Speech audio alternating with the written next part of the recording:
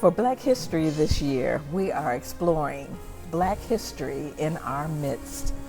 We are tapping into the stories of some of our senior diamonds right here at Mount Pisgah who have some gems to share about Black history as experienced in their lives. I'm here today with Reverend Yvonne Smith, who had a lengthy, successful career as an educator and was the first African American assistant principal at Clarksville Middle School.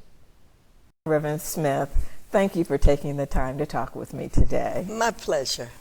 So as I said, you have been a successful educator in the school system. Can you tell us a little bit about some of the positions that you've held? Well, by the grace of God, I started out as a physical education teacher in the Baltimore City Public Schools, where I taught for approximately 28 years. And while there, I served as the department head for a year or so, and I was staff development facilitator there as well for what was known then as the Edna McConnell Clark Foundation. The focus there was to find teaching strategies that would reach our, what they seem to have called at that time, underprivileged students, but minority students, our African American students, to find the best way to engage them into learning. That sounds interesting. And it was.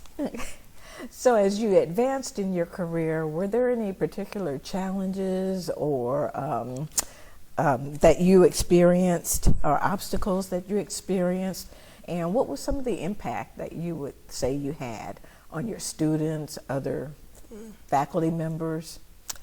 I think some of the challenges evolved around what is still a concern today, that we as African Americans are less than. We might not know as much as our white counterparts. The need in too many respects to prove ourselves. Situations where if you're in a meeting and you might offer a suggestion and you receive a nod once you've given that, and then maybe 10 minutes later, a non-African American will say the same thing in different words. Oh, that's great. And me being me, I would say, I said that 15 minutes ago. Yeah. So those were the kinds of things that, I experienced, and my colleagues as well, who were of African American heritage. And unfortunately, we still deal with that today. I can relate. I'm sure that there are others who can relate. Yeah. So were there positions that you held where you were the first or one of the first or one of the few?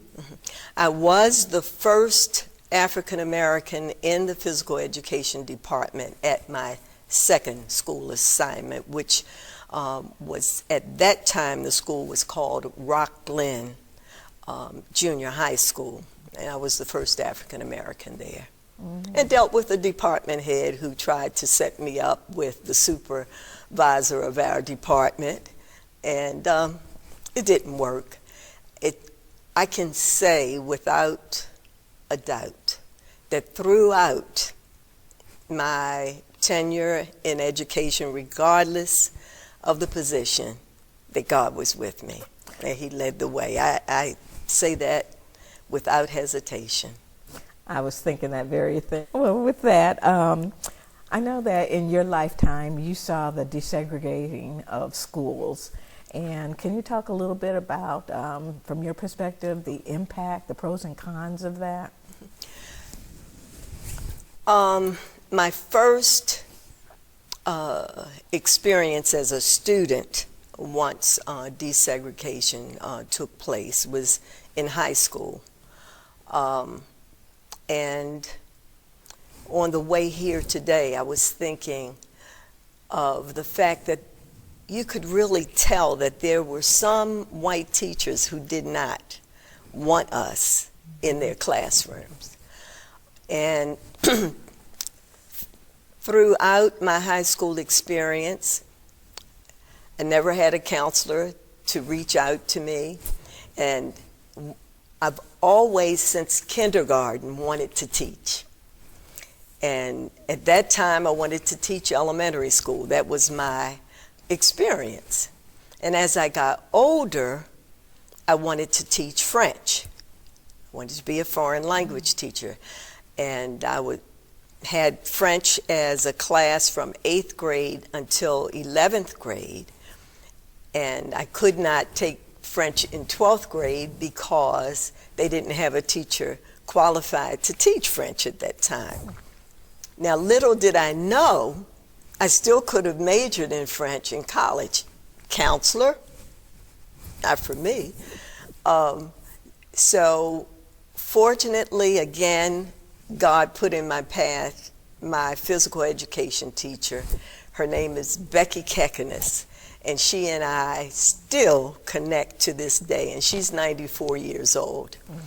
And she thrust me into leadership roles. I was the first black cheerleader, and the following year I was the captain of the cheering squad. I led the modern dance group, and those kinds of things, it made a difference. And consequently, when I went to college, I majored in physical education. I pride myself at making certain that every student whose path I crossed, no matter what their ethnicity, that they knew I cared about them first, that they meant a lot to me. I strongly believe if you capture a child's heart, then their head will come along with the direction that you are encouraging them to go in as well. And on the middle school level, many times we don't, we give the students their wings in middle school to help them fly, but once they leave us, we don't know where that flight ultimately has taken them. So it's a blessing whenever I see a student, and it was just recently, it just came to mind, once again, me being me, I was in BJ's and I picked up maybe one item, and there was a person going along with a big cart of food, and I didn't want to have to wait behind him, so I started jogging out, and as I passed the young man, I said, "Oh, Grandma's got you on this." And as I was getting into the car, he walked over to me. He said, "Were you a teacher?" And I said, "Yes." I said, "Where were you?" And I can't remember now what school. He said, "Yeah, Miss Smith." And so it's a blessing that when former students see me, whether I was their teacher or their administrator, they're happy to see me.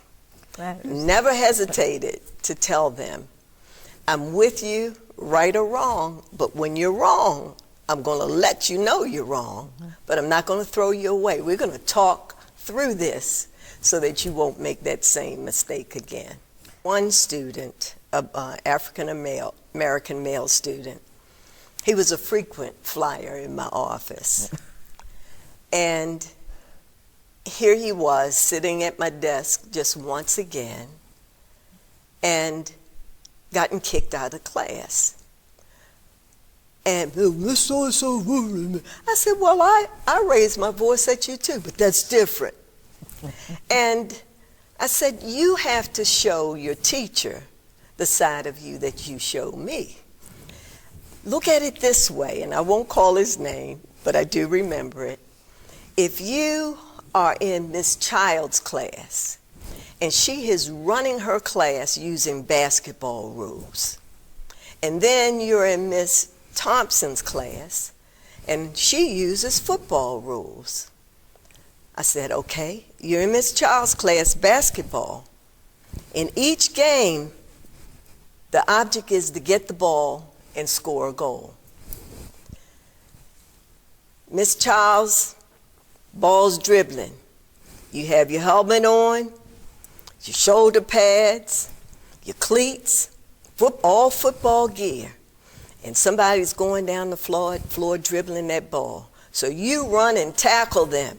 Would you tell me what's going to happen to you when you tackle that person who's dribbling the basketball? The child laughed, almost fell out the seat. Miss Smith, I'm going to get thrown out the game. That's it. You got thrown out of the class because you were not playing by Miss Child's rules. You know the rules, so you have to follow them.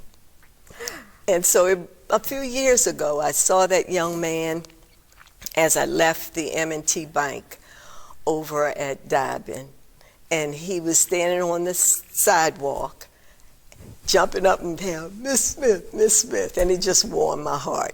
And it warmed my heart because he was one. There were two students that I held back when I was in administration, and we know that the research says that detaining a student does not help them academically. But these two boys did absolutely nothing, and I refused to send them on to high school without being able to stand on their own 2 feet. And he was one of them. Mm-hmm. He didn't talk. He refused to make eye contact with me. When school started that year, his father came to the school, threatened me, and but it was for his own good. And one of the two boys told my grandson, who, because they were on the same grade level, asked about me, and he said, your grandmother saved my life. And because it made him buckle down, and he ended up getting a scholarship, an athletic scholarship to college. Wow. So, well, Reverend Smith, I want to thank you so much for taking the time to share with us today. You have had an amazing career, and this just gives us a little insight into some of what you experienced. yeah. Well, I feel honored and privileged to have been selected from out of the diamond pool to share some of my experience with you.